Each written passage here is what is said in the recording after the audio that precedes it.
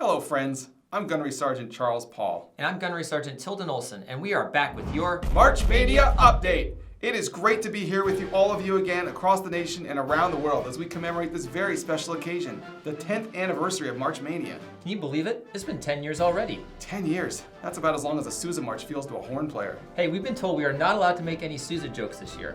You're right. After all, I think we can all agree that Sousa wrote some of the greatest marches ever. And this year, with all of your help, we're going to find out once and for all which one is the best. That's right. To celebrate 10 years of March Mania, we've rolled out an all-Sousa bracket. Every matchup features the marches of the Marine Band's illustrious 17th director and March King, John Philip Sousa. How's your bracket looking, partner? So far, so good. I got Sousa winning it all this year. Thank you, Gunnery Sergeant Obvious. Well, I hope you've been working on those dad jokes during the off-season, because we're going to dive right into this first round of matchups.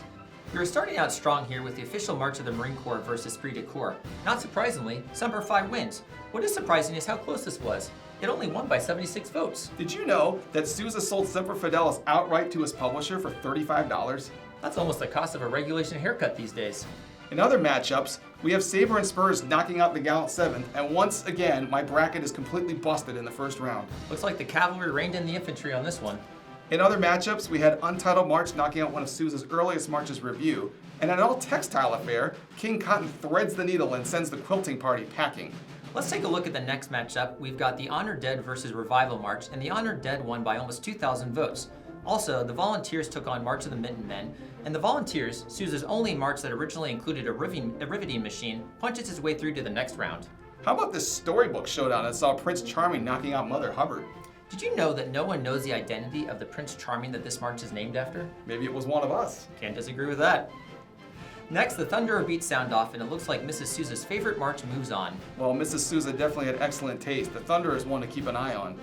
The Liberty Bell took on Hail to the Spirit of Liberty, and the Liberty Bell chimes on to the win. Well, Liberty Bell's a very strong march, no surprise here, and I see that one making a deep run. And speaking of strong marches, I believe one of Sousa's most underrated marches is Fairest of the Fair. It's got an excellent melody, but despite that, it barely beat Flags of Freedom in a close matchup. Our next matchup features the Northern Pines versus the Daughters of Texas, and the Northern Pines learned that you don't mess with Texas. Daughters of Texas wins.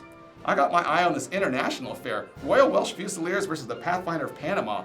Wales versus Panama? Is this the World Cup or March Mania? Well, I saved you all the trouble and I looked it up, and the only time Wales and Panama have met in soccer was 2017, and it ended in a 1-1 draw. Well, there are no ties in March Mania, and Panama takes the win here convincingly.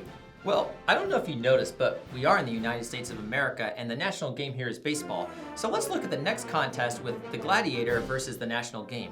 Unfortunately, the Gladiator wins, but did you know that the Sousa Band used to have its own baseball team, and Sousa himself used to pitch for them? Well, you know, the Marine Band softball team's been looking for a pitcher. Maybe Colonel Fettig should limber up his arm and get out there.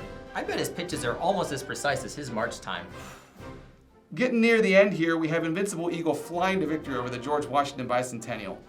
And now we've got the Shantyman's March versus Jack Tar. Who can knock out Jack Tar? The Shantyman can't. Jack Tar moves on. And lastly, Nobles of the Mystic Shrine versus Mikado March, and Nobles of the Mystic Shrine will be moving on against the Pathfinder of Panama. So, after a week and a half of voting, the first round is complete and half the field has been cut. Thank you so much for joining us today, and please tune in next week for a recap of Sousa 16. We got some tasty matchups in store for you, so keep those votes coming. Vote early. Vote often, and until next time, Semper Fi!